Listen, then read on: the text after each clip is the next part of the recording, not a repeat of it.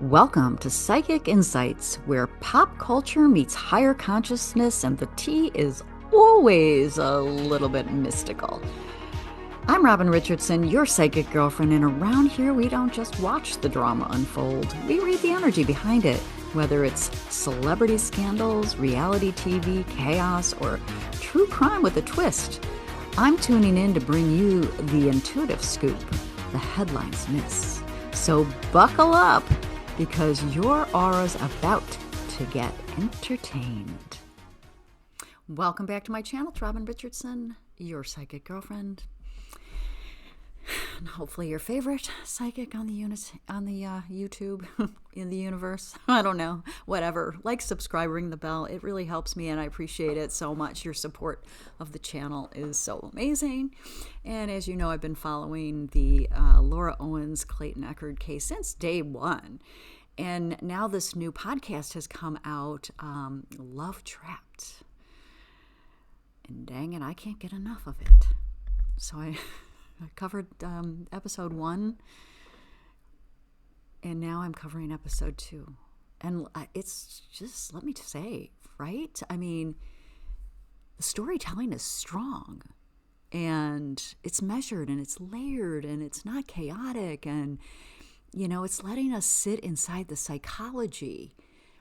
And like I said, I've been following this case since Dave Neal broke it, because I followed him because he has a very balanced and measured, and in my opinion, rational viewpoint of things. And he actually had me thinking, you know, like reevaluating how I looked at things. And so I thought, yeah, I like what he's doing, right? So thank you, Dave Neal. And so I've gotten really sort of interested in this and have been covering it like spiritually, psychically, I don't know, for a little bit now.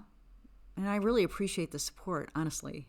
I had 38 subscribers when I started. I was just like, whatever. Maybe people will be interested, maybe they won't. All right. So now, as always, I'm going to say, I'm going to just talk about what was presented in episode 2. It's my insights, my commentary. I'm not diagnosing anyone. I'm certainly not a doctor. And I'm not labeling. I'm just speculating a little bit and commenting. And, I'm just looking at the human patterns involved. And, because episode 2, went from like the public scandal to a more of a private dynamic. And that was interesting to me. And what stood out to me in this episode really wasn't the drama. It was really the meaning making and how quickly emotional significance can form around an interaction. And let's be honest, we've probably all done this, right? And when someone says, come over, sometimes it just means come over. I had a friend that used to say, sometimes dirt's just dirt. And in some instances, it can mean someone can think it. Is this my husband? Is this fate? Do I need to emotionally reorganize my future? And I've absolutely been that person who's built a narrative around one interaction. I'm sorry to say it, but I have. It's like, ma'am, relax. It was just one evening.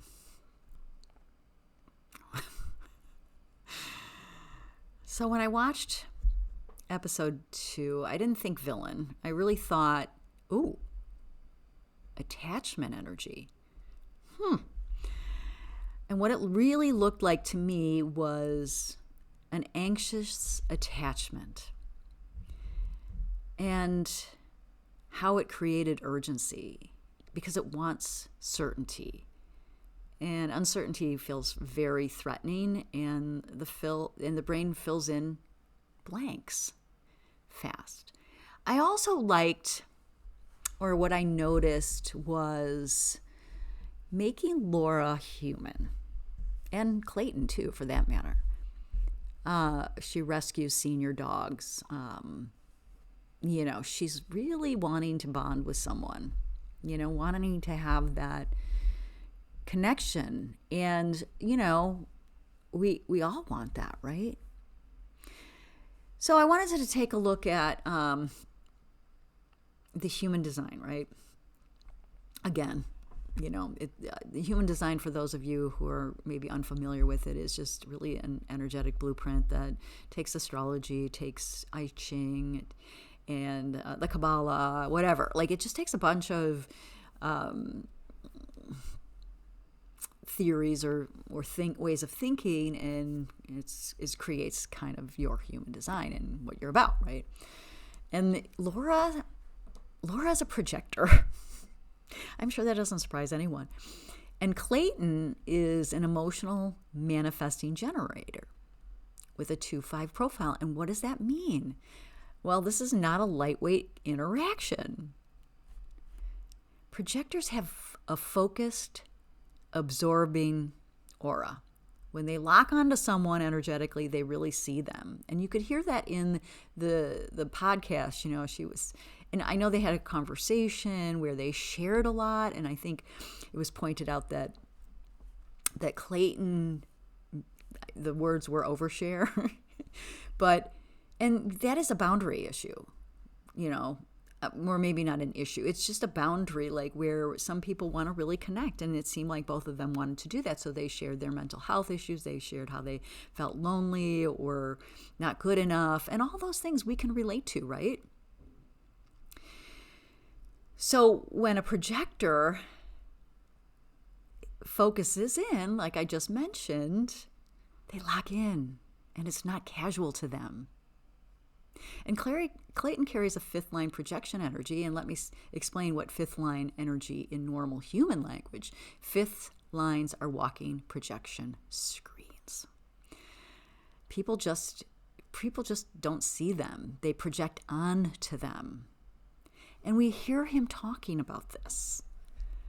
How they projected him as a hero or a villain, or, they project a future or potential. Oh God, I'm so guilty of that, right? Significance. So imagine a focused projector aura meeting a fifth line projection field. And this can feel very big.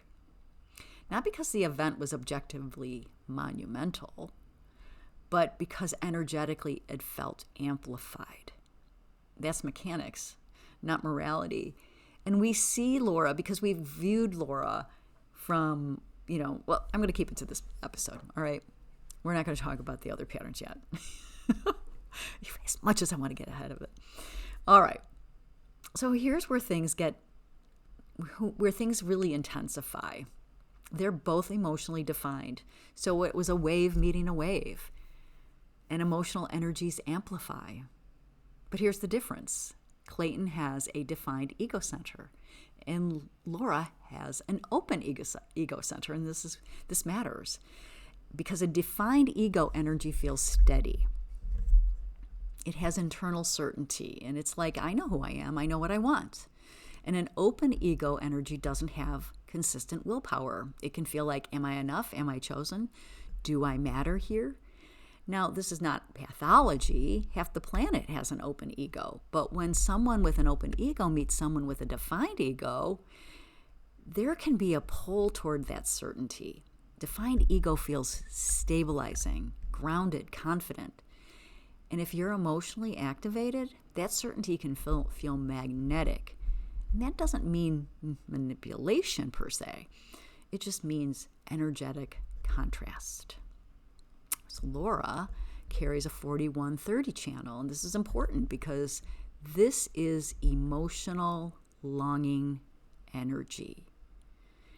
It's anticipation, it's desire, it's intensity, romantic narrative potential. This channel can take a moment and feel it deeply. So she took this moment and felt it so deeply. And again, that's not wrong. It's just intense. So when episode 2 shows us emotional meaning building around an interaction that lines up with this energy, that's combustible. And we see this played out through Clayton's narrative, thinking, oh gosh, this is not over.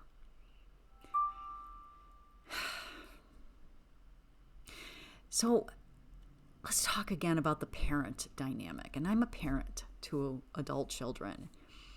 And I'm only speaking to what was presented here. There was this reinforcement energy, and here's something that's true in general. Parents can either regulate or amplify. Regulation sounds like, slow down, is this mutual? Are you observing consistency?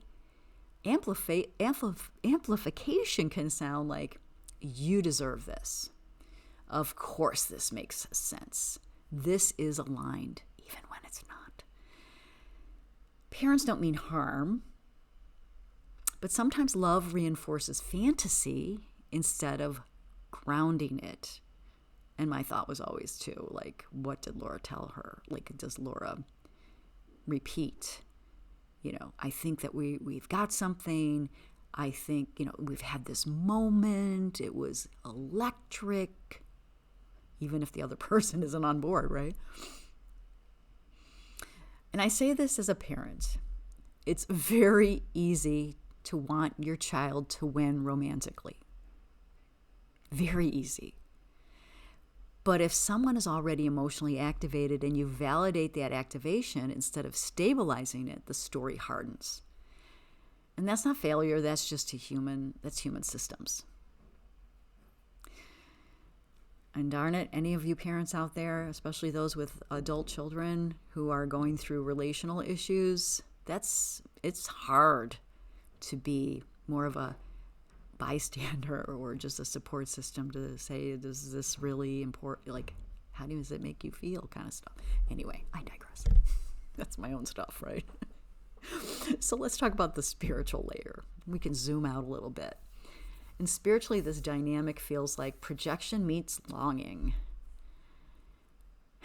and recognition meets desire. Unmet needs look for certainty, and sometimes what feels like destiny is activation. And sometimes what feels like alignment is emotional chemistry. And if pacing isn't mutual, intensity turns into destabilization. Not because someone is evil, but because nervous systems were activated very differently. And here's where I relate to both Clayton and Laura. I've been the person who attached meaning way too quickly. And I've also been the person who projected a future was projected onto, and I was like, oh wow, we're not in the same movie, Tick-tock, time to leave, right? Both positions are uncomfortable, but both are human, and that's why I prefer pattern analysis over judgment most of the time. Because let's be fair, it's easy to judge, right? And when we reduce people to labels, we definitely miss the mechanics, and the mechanics are fascinating, which is why this whole story is fascinating to me. It's playing out in real time how we're seeing their patterns. All right. So episode 2, the core lesson that I took isn't about who's crazy.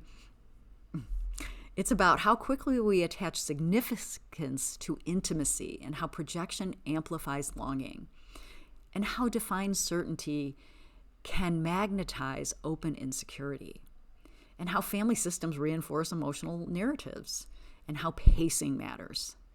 And that's the lesson. And again, I'm not bashing either one of them for hooking up so fast, and for Laura to assign some sort of emotional meaning and trying to secure a romantic relationship. No. If I were her mother, I would be like, honey, a hookup doesn't mean a relationship. A hookup is a hookup. If you want a relationship, as a mother, if I were speaking to her, I would say, if you want a relationship, pacing's important. Learning about each other is important. Timing is important. And rushing into physical intimacy does not equal compatibility. But you do you. Okay, if I were a mom, I would be like, all right, here's my opinion, but only if asked. All right. We know that what we've seen here is when somebody attaches significance to intimacy, it can project and amplify longing. And it can, in how defined certainty can magnetize open insecurity. and how family systems reinforce emotional narratives, and how pacing definitely matters, right? That's the lesson. And in closing, I'm only speaking to what I listened to and what I felt listening to episode 2, because there was a lot there and it was compelling. And again, kudos to Stephanie Young and team for this podcast. It was amazing. And you know what? If you haven't listened, go run, listen to it. Give it a 5-star rating. It really deserves it, in my opinion. And if you're not familiar with this case, I want to know what you think after listening to it. Definitely. And remember, I'm just someone observing patterns as a human who loves to study humans.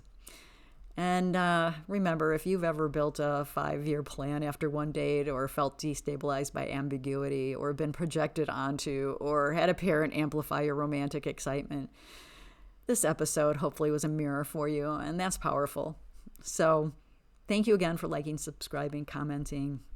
I always like seeing your comments and hearing about the discussion that happens within the comment section of my episodes, because I think coming to this conversation is important, and we can step outside of our judgments, but also see the humanity and the patterns and learn a little something, maybe about ourselves. That's my hope anyway. And I'm Robin Richardson, your psychic girlfriend, and I will see you for episode 3. Cannot wait. Have a great one.